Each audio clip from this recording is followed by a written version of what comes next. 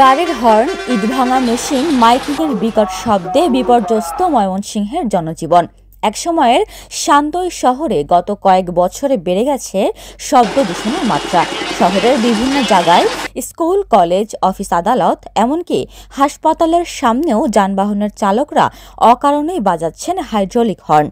গুরুত্বপূর্ণ এসব স্থানে হর্ন বাজানো নিষেধ থাকলেও মানছেন না কোনো চালক। মাত্রাতিরিক্ত শব্দ দূষণে শারীরিক ও মানসিকভাবে ক্ষতির সম্মুখীন হচ্ছেন শিক্ষার্থী, রোগী ও পথচারীরা। শব্দ দূষণের ফলে পরিবেশের উপর বিভিন্ন ধরনের বিরূপ প্রভাব পড়ে। যেমন প্রাণীরা উচ্চ শব্দের কারণে নিজ বাসস্থানে থাকতে পারে না, তারা তাদের জায়গা পরিবর্তন করে ফেলে। তার পাশাপাশি আমরা যদি দেখি মেডিকেলের দিকে যদি শব্দ দূষণ হয়, রোগীদের উচ্চ রক্তচাপ বেড়ে যায় এবং বিভিন্ন ধরনের সমস্যার সম্মুখীন হয়। তাছাড়া পড়াশোনার ক্ষেত্রে শিশুরা বা আমরা যারা স্টুডেন্ট তাদের পড়াশোনার ব্যাঘাত ঘটে থাকে, কাজে মনোযোগ থাকে না। এই শব্দ দূষণ নানান কারণে হয়, যানবাহন থেকে হয়, মানুষের যে শব্দ সেই শব্দ থেকে তৈরি হতে পারে, কলকারখানার থেকে শব্দের উৎপত্তি হতে পারে। মানুষ এবং বাজার সবগুলো এক জায়গায় থাকাতে শব্দ দূষণের কারণে স্বাস্থ্যের ব্যাপক হানি হচ্ছে। শব্দ দূষণ বিষয়টা শব্দ দূষণের জন্য আমাদের যে শহরে যে অযাচিত যে যানগুলো চলে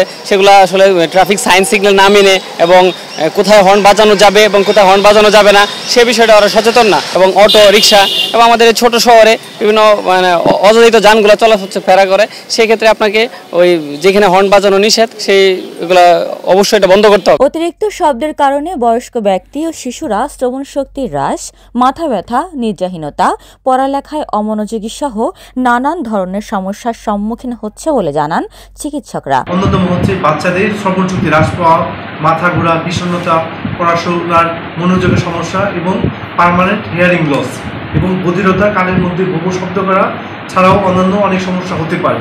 এই সমস্যাগুলোর আমাদের বিভিন্ন জায়গায় বিভিন্নভাবে হয়। যখন আমরা রাস্তাঘাটে যাই দেখা যাচ্ছে আমাদের হাইড্রোলিক হর্ন, গাড়ি, স্কুলের আশেপাশে অথবা উচ্চ স্বরের মাইকের কারণেও কিন্তু এই সমস্যাগুলো হয় এবং দেখা যাচ্ছে বাচ্চারা পড়াশোনার মনোযোগের সমস্যা হচ্ছে, রাতে ঘুমানোর সমস্যা হচ্ছে এবং আমাদের শব্দ নিয়ন্ত্রণ করতে হবে। দেখা যাচ্ছে 80 ডেসিবেলের উপরে হলে আমাদের পার্মানেন্ট হিয়ারিং লস হয় এবং কেউ যদি একবারের জন্য 130 ডেসিবেল 130 ডেসিবেল শব্দ এক্সপোজ হয় তাহলে সে 1 সেকেন্ডের জন্য হলেও সে পার্মানেন্ট হিয়ারিং লস হতে পারে। শব্দ দূষণ রোধে মোবাইল কোর্টের পাশাপাশি সর্বস্তরের মানুষের মধ্যে সচেতনতা বাড়াতে বিভিন্ন কার্যক্রম পরিচালনা করা হচ্ছে বলে জানান পরিবেশ অধিদপ্তরের পরিচালক। আমাদের এখান থেকে কিন্তু বিভিন্ন সময়ে শব্দ দূষণের বিভিন্ন রকম করা হয়েছে, ওয়ার্কশপ করা হয়েছে, বিভিন্ন জনসচেতনমূলক সমস্ত কার্যক্রম গ্রহণ করা হয়েছে। এছাড়া পাশাপাশি আমরা কিন্তু প্রতি মাসে বিভিন্ন জায়গাতেই আমরা কিন্তু মোবাইল কোর্ট করে থাকি।